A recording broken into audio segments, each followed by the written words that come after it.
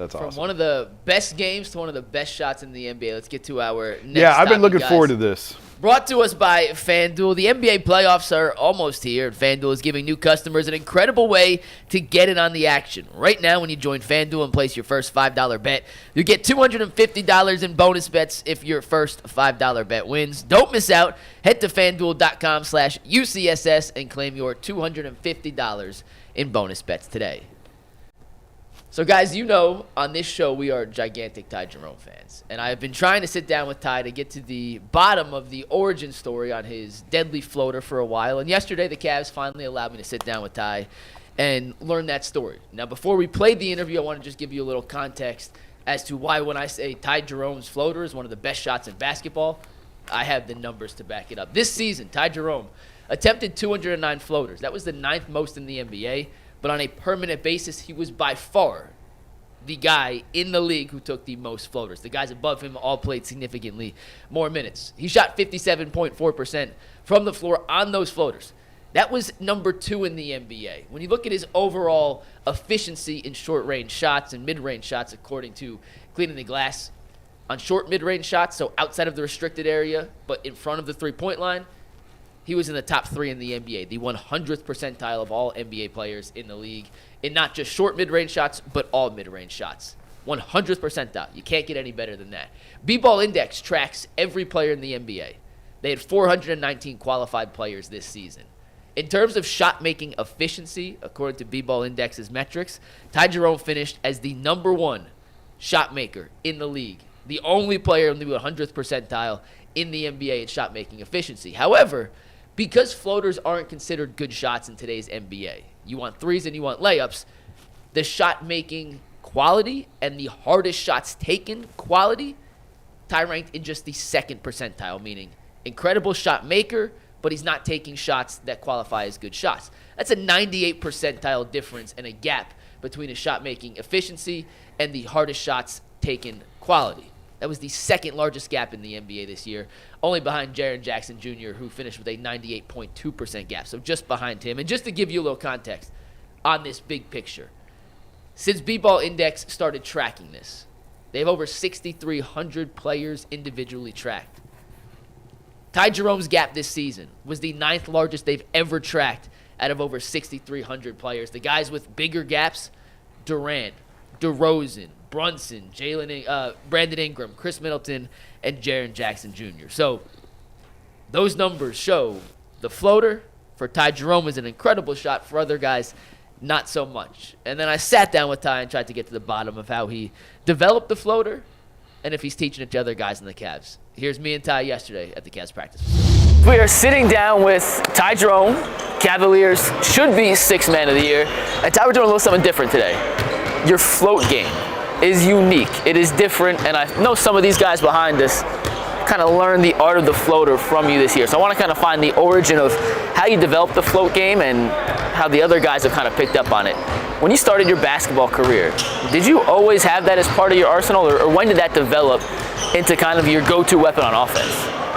I think I started to use it more and more in like high school. It's just a way to just get a shot off when I got to the paint. You know, I was always never the most athletic, never the strongest or the fastest, and it's just a way to kind of like, as soon as I touched the paint, be able to get to a shot. And as I developed it, my trainer in college, Damon Altizer, we would rep out floaters, how people rep out threes. Like we would do spot floaters, you know, right foot, left foot, both feet, like go around the arc and just rep them out, how people do like spot threes and rep those out.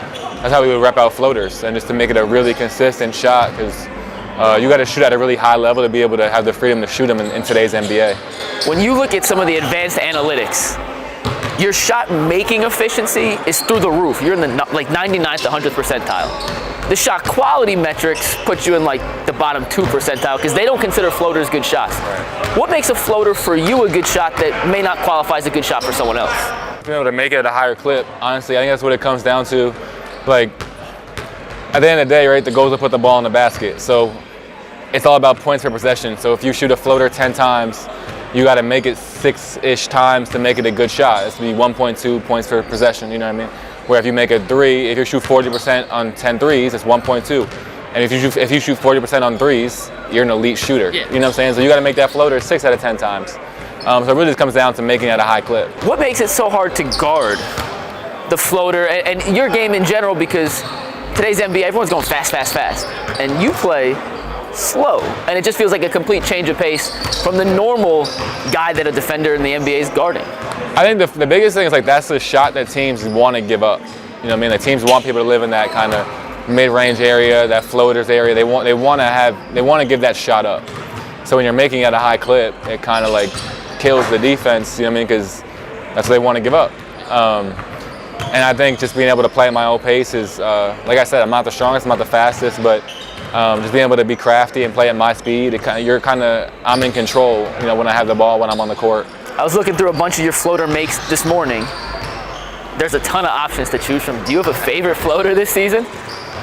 No, I don't necessarily have a favorite. I mean, it's all honestly just reads, you know what I mean? Like as soon as I get a good angle at the basket, I'm gonna shoot it, and it's just a matter of if I get the angle off the first dribble or the initial bump, or if I can get it, if the defender's on my back, at what point can I get to it? So all kind of just playing around with different, I do that all summer, just playing around with different footwork, play around with different angles off the backboard or no backboard, and just kind of be able to be comfortable floating from all angles.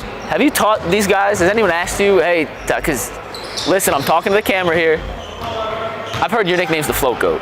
I don't want that nickname to stick. I don't like that nickname. Nah, I mean these guys. I mean everyone has a unique, style to their game. You know, Darius is a really good floater too.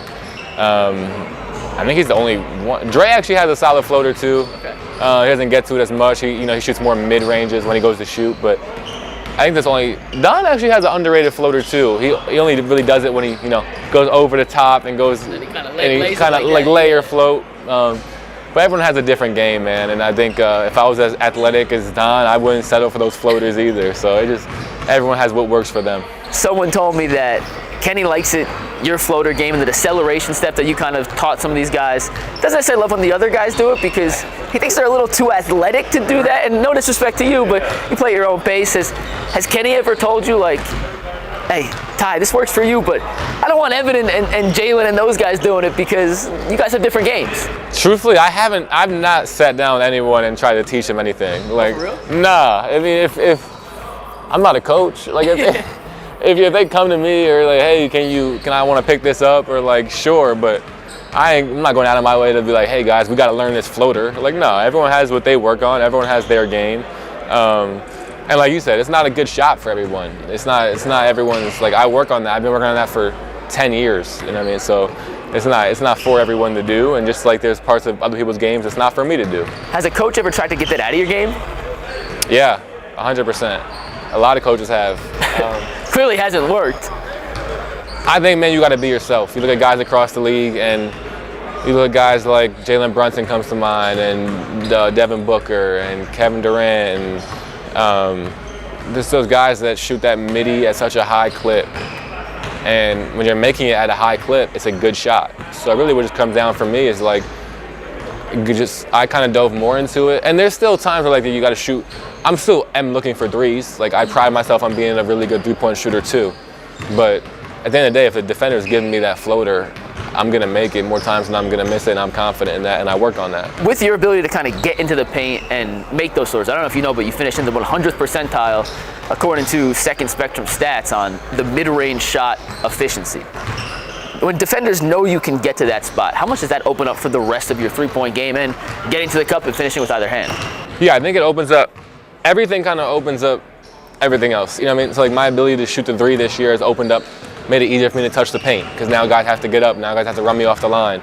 Then the floaters become easier because I'm fully past guys, and then the bigs know I'm gonna shoot a floater, they might step up. Now the pocket pass for the lob might be there. So it kind of just, when you can score at all three levels, it makes all the shots you get easier, and makes reads easier. I saw Steve Nash say this a while ago. He was like, earlier in his career, he was going to pass, and he was struggling, and then passing got easier when he started to score the ball. You know what I mean? And And that relates to kind of the scoring at the 3 levels too. It's like I can't go into the game like, oh, I want to get floaters off today. I want to get threes off today. It's like being able to score at all 3 levels can make you someone that can score the ball consistently. You mentioned Steve Nash. Last one, we'll get out of here, Ty. Thank you for sitting down and doing this. But your game reminds me of Steve Nash in a lot of ways. The off-foot floaters where you're going with the left hand and left foot and the finishes around the rim. Did you look up to, maybe not Steve Nash, but what were the players you looked up to that kind of molded your game into what it is now? Actually, it really always was Stephen Curry and Steve Nash. When I was in like 8th grade, when someone first put me on to Steve Nash, and actually Dirk as well, because I was working on a lot of like one-leg stuff. That's when I started to work on it, Steve Nash and Dirk. Dirk actually dropped a documentary, I think it came out on Netflix with his trainer and all like the weird stuff they do. And it was just cool to me and how, you can make shots off balance and what an advantage that will give you. Like I said, I'm not the most athletic, like we all know that, so just being able to make shots off my right foot, off my left foot, and it's kind of, as soon as you get that window of like, there's the rim, you can kind of be able to feel comfortable and confident making it, because you don't have time to get to 2 feet, you don't have time to get to the left foot or get to the right foot. It kind of just is it's all a read, it's all a comfort thing, and the more shots you can make, the better you're going to be. That's Talking Hoops with Cavs should-be 6-man Ty Jerome. Ty, appreciate it. Thank you, sir. Best luck in the playoffs. Thank you very much. Terrific job, Michael. Awesome stuff, man. Yeah. Ty Jerome's a good dude. Good dude. Yes, he is, man. What stood out to you the most about talking to him? The fact that he's well aware of the floater not necessarily being a good shot in terms of the modern day analytics in basketball, and the fact that he threw stats back at me with you need to average 1.2 points per shot. If you make 6 out of 10 floaters, that's the equivalent of making 4 out of 10 threes. I'm usually the one that throws numbers at people. I don't usually get the advanced analytics and the points per shot and the points per attempt thrown back at me. And then also and maybe not as surprisingly, but coaches have tried taking that out of his game time after time. Yeah. And at some point, and this relates to football, baseball, basketball, if you're really good at something, I don't care if it's unconventional and different, that's what should be your bread and butter. Like, don't get away from something you're really good at. And he talked about at Virginia, that wasn't a shot they loved. We talked a little afterwards that Tony Bennett didn't love it at first. And then he made so many, Tony Bennett said, well, keep shooting them. And Kenny felt the same way about it. So I really appreciate Ty for giving us his time and hope it continues in the playoffs. You told me about the deceleration step that he uses and how other guys were doing it, and Kenny was getting annoyed that other guys were doing it. Can you explain that? Yeah, he touched on it a little bit in there. He said if he was as athletic as Donovan, he wouldn't have to slow down. But because he's not, slow is better for Ty. And he's kind of taught Jalen Tyson and Evan Mobley. Donovan kind of had it already, but those two specifically, Mobley and Jalen Tyson, the deceleration step that he brought to Cleveland. No one had it in their bag before he came there. And Kenny doesn't necessarily love when those guys do it because of the fact they are way more athletic and they can jump through people. Yeah. Ty was the first to tell you, he ain't jumping over anybody. He's not really jumping around anybody. That's why he's floating it over the outstretched arms of the defender. So Ty's a great mentor for the younger guys. He certainly added a complexion to this Cavs team and this Cavs offense they didn't have before. And Chris Fedor wrote a whole article on him. It came out yesterday or 2 days ago about his kind of battle back from the season-ending injury yesterday. And for a guy that had zero expectations entering this season, he has been as much of a pleasant surprise I think you could ask him for in the NBA. Absolutely. In the entire NBA. You remember we were talking about this a couple of years ago when they won 50 games and they kind of got bounced, and we talked about how the organic way that the Denver Nuggets had put their little championship run together, and how they had Joker and some of the other guys that came off the bench that were helping them out. Like Contavious Caldwell-Pope was one of the guys, and we talked about when you win a championship, you got to have them dudes like that. You got to have some guys that came out of nowhere, some dudes off the bench that have special type years and come in and contribute. And if it sounds weird, but as we get into the playoffs, if you think the Cavs are going to be successful and they have to win a championship, it's just not only the Darius Garlands, Everett Mobleys. You're going to have the Ty Jeromes and the Sam Merrills and the Isaac Okoros.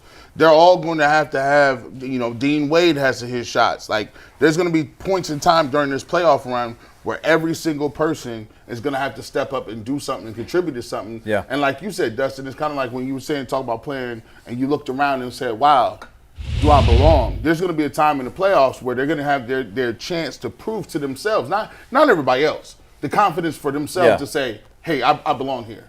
Yeah, and that's going to be fascinating to watch it unfold because a guy like Ty Jerome, for example, who's never really done it on the biggest stage, he's done it this year in regular season games, but when the playoffs and the lights become the brightest, we're going to see what this guy really has. And, man, I don't know. I mean, they really hit the jackpot with this guy. Like, I thought it was like early in the season, this was going to be a flash in the pan, lightning in a bottle, if you will. And at some point he'll come back to earth. But no, this guy's like a legitimate NBA, like sixth man of the year. He's like good. I would laugh and joke. I said if he played 34 minutes a game, Jason, he's getting you 24. Yeah. Like I don't know how you stop him. Like he shoots a high percentage behind the 3-point line. He's created his little pet move where now, I can't believe the Euro step has turned that many ways until now he has this slow Euro step that's really working. And, like, you could just tell him, like, he's just sitting there talking about McNuggets like, yeah, I'm supposed to be getting interviewed. Out of all the people that was at the court, Donovan and Darius, it's Ty Jerome sitting up there chilling, talking about how, confidence. The biggest priority of this Cavs offseason is finding a way to re-sign Ty Jerome. And whoever would have said that right 12 months ago. No, it's a fact. Legitimately a fact. That's wild, man. Yeah, Jason, get your articles ready. Yeah. Jason has an apology because he was the one that mentioned Ty Jerome could be a throwaway to get under the luxury tax. You got to keep mentioning that. I just want to throw it out there. But here's the thing. If they win the championship, I mean, he's going to get a boatload of money from somebody. He's going to get a boatload of money from someone regardless of whether or not they win the championship. Right. But he said to Chris Fedor, and he kind of reiterated to me again as we were finishing up our conversation yesterday, he loves Cleveland. There's no joke. There's no qualm about that.